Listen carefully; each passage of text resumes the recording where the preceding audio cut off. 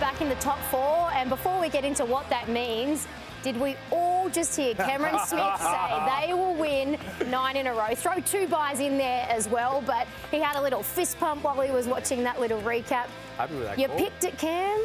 Well, you know, just watching them go about their business in those early wins, and then looking at the draw, it was quite favourable for them with the opposition, but it's incredible. It's nothing short of incredible, really, what they've done to turn their season around, where there was a few people in the game saying, well, this could be the year where we see Penrith fall off their perch and not even be a part of semi-final football. But some of the pictures that we've seen over the this is some of the early action from their season. It was Panthers-like, well, wasn't it wasn't, and Gal and I spoke about that, where you seen them come up with very uncharacteristic mistakes, like simple errors in the play of the ball.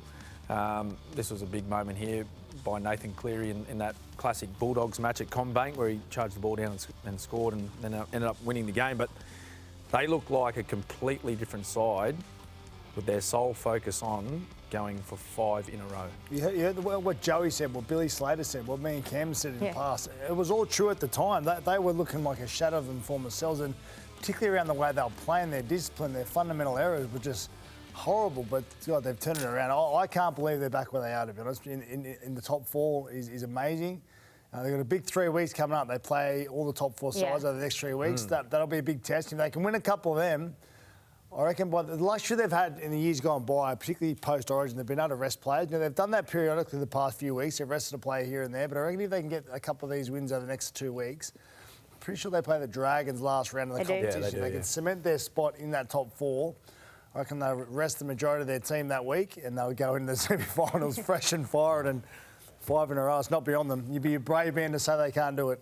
Gus, how much? I mean, they've got guns, these young guns, the likes of Blaze Talangi. I mean, Tom Jenkins, he was playing for St Mary's not so long ago. Casey McLean as well. Did it just take time for them to learn the rigours of being a week in, week out, consistent first grader? Yeah, it helps when you're playing with half a dozen of the best players in the game in their particular positions, and they've always had that, those champion players. Early in the season, I don't think it was a premiership hangover. I think it was more a Las Vegas hangover. They went to Vegas and won their first game of the year very impressively, then came back and just spent the next 8 or 9 weeks bumbling around a little bit, and teams were taking advantage of that loss of form. But it's amazing, isn't it, this competition. Every year, no matter how you run it, start to finish, finish to start, Origin, the whole thing, when we get to August, September, the cream rises to the top. And there they are, the Storm and the Panthers again in the top 4, and they're going to play the big game this week. And it will be a grand final rehearsal for those 2 sides. That'll be the attitude that they've got. They'll be looking at each other now. They've forgotten about everybody else. They'll be just looking at each other. What about someone like Nathan Cleary? So he's arguably the best player in the game, but that loss in the Origin series, he took it to heart and he said, you know what, I'm going to learn from that, stand up, look it in the face and become a better player. And it seems, Cam, like he has genuinely gone to another level. Joey just said on the weekend, he's literally on another planet. Yeah, well, he would have challenged himself, you know, to go out and be a huge reason why New South Wales won that series in Game 3, Em. It didn't pan out the way he wanted it to, along with the rest of his teammates. So the good players then, okay, they get over that disappointment, that they then shift or refocus on what's my next challenge. And that was going back and training as hard as he could for Penrith, getting his club side back on track, and he's done that. He's been a huge part of, as he would be with the number 7 jersey on his back, he's been a huge part of the resurgence of this footy side. Along with, you know, like you look at the way they go about their footy, you know, the work rate that they put into their roles. Every player is accountable. You can see that with the way they play each week. But certainly that man there, he looks like he's on a mission at the moment. You know what impressed me most about post-Origin? He didn't shy away from it at all. No, he addressed it, he owned it himself, and he just got on with it. And as you said, trained hard, went back to club level, and is absolutely excelling at the moment. But you got to really respect the bloke for the way he dressed it. He never shied away from it one bit. He said, I wasn't good enough on the night, didn't play good enough, we didn't play good enough as a side, we got beaten. But to address that and take that on, not on his own, but, you know, he did take it on. I was very impressed with that. And didn't avoid or knock back any media interviews as well, which often players understandably can do. So looking forward to seeing what he can do once again as we head into when you run September. 4 comps in a row, it gives you a bit of confidence. Yeah, a little bit. Would be nice. But he's all the talk about him is he hasn't dominated an Origin series yet. And after that Origin series, How many players have done that? No, I agree with you, Gus. But I'm saying what I'm saying is he didn't shy away from it for a second. No. He addressed it. He had all the media interviews, as you said. He just addressed it and got on with footy, and he's flying. Yeah, I hate that thing, dominating Origin. I mean, Origin's the pinnacle. I mean, very, very few players have actually dominated a game, let alone dominate Origin, or what you would call Origin. You know, that'll come. That game will come for him one day. Moving on to what they are calling Trainergate 2.0. So we thought last week perhaps that was the last one we'd see for a while with the Panthers trainer, but with the Cowboys, oops.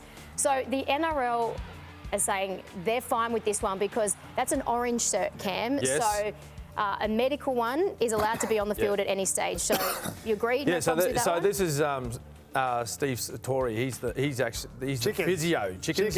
Yeah. He's the physio for the Cowboys. So anyone wearing an orange shirt, for those at home that aren't aware of it, orange shirt runners are the medical runners. So they can enter the field of play at any stage. It's the blue shirts that only allowed on at a certain time. I think that was Alan Langer, wasn't it? Alan Langer's the one that... The orange shirt can't deliver messages. No, that's right. They can't deliver messages to the team. They're allowed on to check injured players. Yeah. Particularly when their team has the ball. So their team did have the ball, he was allowed on. But what surprised me was the fact that they got the feed, they got the ball. I thought it probably should have been a changeover. Because if it doesn't hit him, it probably goes into the end goal and they probably get a repeat. They probably would have dropped the ball out. But they ruled mutual infringement, so... There'd be no orange shirt runners taking messages, would In his defence, there'd be none. Well, most of them have never played football. They're medics, they're paramedics, or they're doctors or physiotherapists and all that. So and they haven't been on football fields ever, let alone in that sort of environment. And I don't think he thought Braden Burns was going to pass him the ball. He went out there and thought, well, I'm not going to have to catch anything, and he probably wasn't watching, you know. Anyway. Chickens has been around for a while, trust me. He knows Good footy. placement. He knows footy. Well, what's happened off the back of that? Has there been a change to the rules or...? 150,000. Well, you made them back in the day, so do you want to... Can you speak to... No, sorry. I've got to be... I'm only on for one show, so I've got to be nice while I'm here. We're going to move on because, tell you what, the Titans had a bit of fun as well after Trainergate last week. This is what unfolded at their training session. Get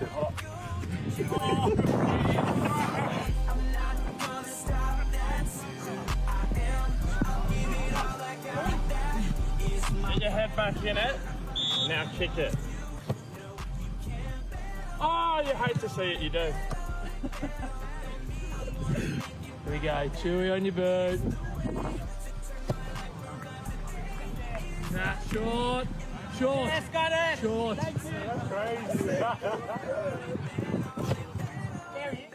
There he is. Why didn't he do that in the game, but why didn't he do that in the game? Bit of fun from the Titans. You've got to love it. Cam, would you have ever struggled, you know, something distracted you, taking a conversion at any stage in your career? Any... What's he slips over and still kicks him. Well, oh. No.